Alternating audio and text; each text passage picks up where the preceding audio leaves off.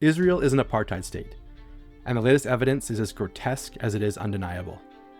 Israel has just passed a law that formally authorizes the execution of Palestinians by hanging in military courts. The law gives a 90-day timeline from sentencing to the gallows, extendable to 180 days under exceptional circumstances. This is not a proposal from Israel's far right. This is not an extremist talking point. 62 members of Israel's Knesset voted for the law on Monday, including Prime Minister Benjamin Netanyahu, who came to the chamber to cast his vote in person. It's now law. Many Palestinians in the West Bank are arrested by the military and held without charge, including hundreds of children, due to Israel's practice of administrative detention and its military judicial system, which allows detainment without trial. So all those Palestinians being held are now at risk for summary execution. Now, it's important to look at who pushed for this in Israel. Itamar Ben-Gvir, Israel's national security minister, a man with his own prior convictions for inciting racism and supporting a designated terrorist organization. A man whose extremism was, until very recently, considered too toxic for even the Israeli mainstream. Ben-Gvir has been campaigning for this law for years. In the run-up to the vote, he walked into the Knesset wearing a lapel pin in the shape of a noose. And when the vote passed, after nearly 12 hours of debate, he didn't treat it as some solemn moment of governance. You can see it in the footage: jubilation, champagne, a man raising a glass to the formal authorization of state executions for Palestinians. He posted on social media immediately afterwards, "We made history." He also posted a message directed at European governments who had called for Israel to withdraw the bill. "We are not afraid, we will not submit." There's something important about that image and that message, not just as a spectacle, as a signal. Because this is who drove the law. This is the political appetite it was designed to feed. And the fact that the Israeli government handed Ben-Gvir this victory, with Netanyahu voting yes in person, tells you exactly where the power in Israel currently sits. Let's be precise about what this law actually does, because the details matter. The law creates two frameworks. In military courts, which only have jurisdiction over Palestinians, the death penalty is the mandatory default. No discretion, no specified circumstances under which a judge can choose otherwise. In civilian courts, which try Israeli settlers, judges have a choice. And the threshold for a death sentence requires proof that the killing was motivated by a desire to, quote, negate the existence of the state of Israel, an ideological bar, in practice, no Jewish perpetrator will ever meet. Same territory, two sets of courts, one with a mandatory death sentence, one with judicial discretion. The law is written in a language that is technically neutral.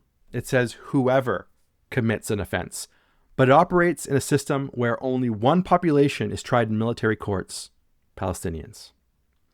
The Association for Civil Rights in Israel, Israel's oldest and largest human rights organization, called it discriminatory by design. They filed a petition with the Israeli Supreme Court within minutes of the vote. The law also restricts access to legal counsel, limits family visits, and, remarkably, grants immunity to those who will be involved in carrying out the executions. Because to understand what this law means in practice, you have to understand the system it's being dropped into. Palestinians in the West Bank are not governed by the same legal apparatus as Israeli settlers living beside them. They are governed by military courts, and those military courts have a conviction rate of 99.74%. B'Tselem, the Israeli human rights organization, puts it plainly: convictions in these courts are based largely on confessions extracted through pressure and torture during interrogations, and this is a documented practice. There are currently approximately 9,500 Palestinians held in Israeli detention.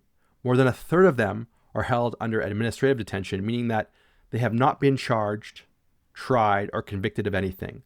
They are simply held indefinitely, without trial. Of the 9,500 detainees, around 350 of them are children. Palestinian minors can be interrogated without a parent present and are routinely denied timely access to legal counsel, practices that violate both Israeli domestic law and international standards, according to Human Rights Watch.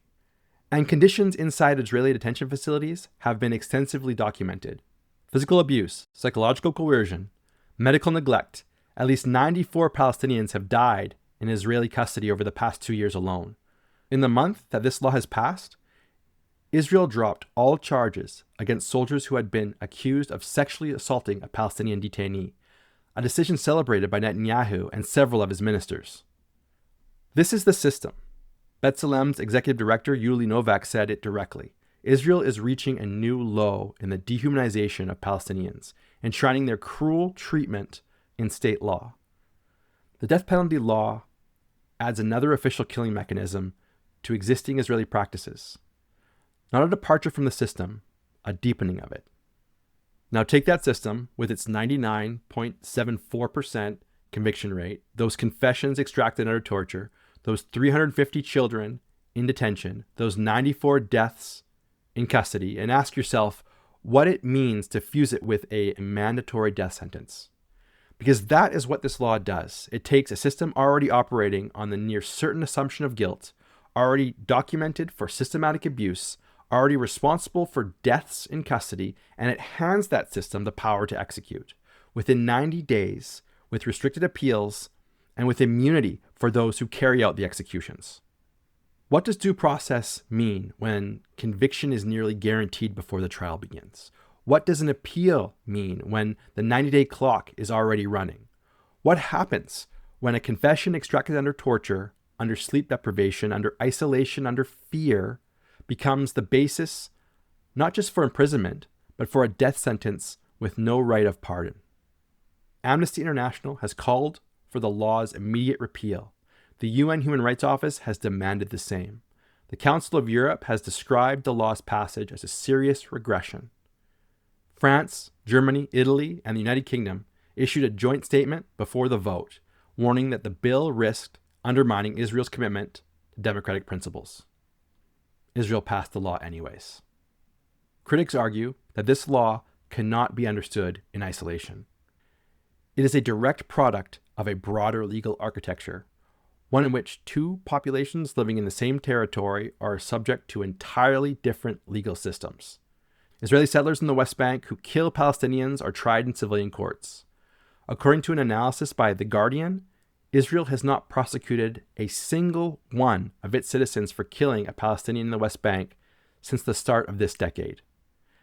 And a study by rights group Yesh Din found that 93.8% of investigations into settler violence were closed with no indictment filed. Over the same weeks that this law passed, Israeli settlers killed 7 Palestinians in the West Bank.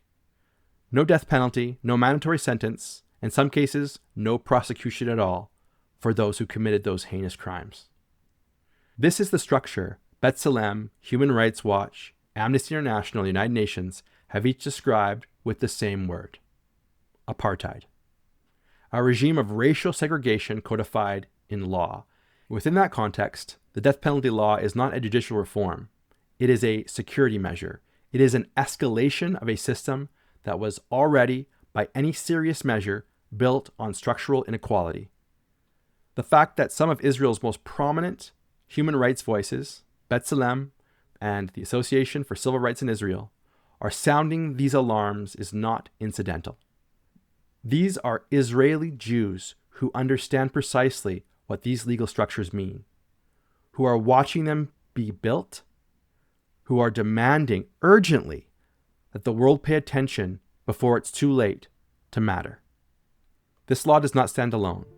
It sits at the intersection of military occupation, mass detention, systematic abuse, and a legal architecture that has been formally described as apartheid by the most credible human rights institutions on earth.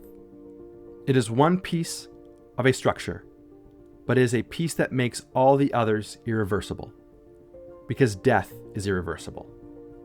You cannot appeal an execution. You cannot correct a wrongful death. This law doesn't represent a new direction for Israel. It represents the formalization of something that was already happening. The killing of Palestinians becoming an accepted and common tool of state punishment. What changed on Monday, for all the world to see, is that this is now official Israeli policy.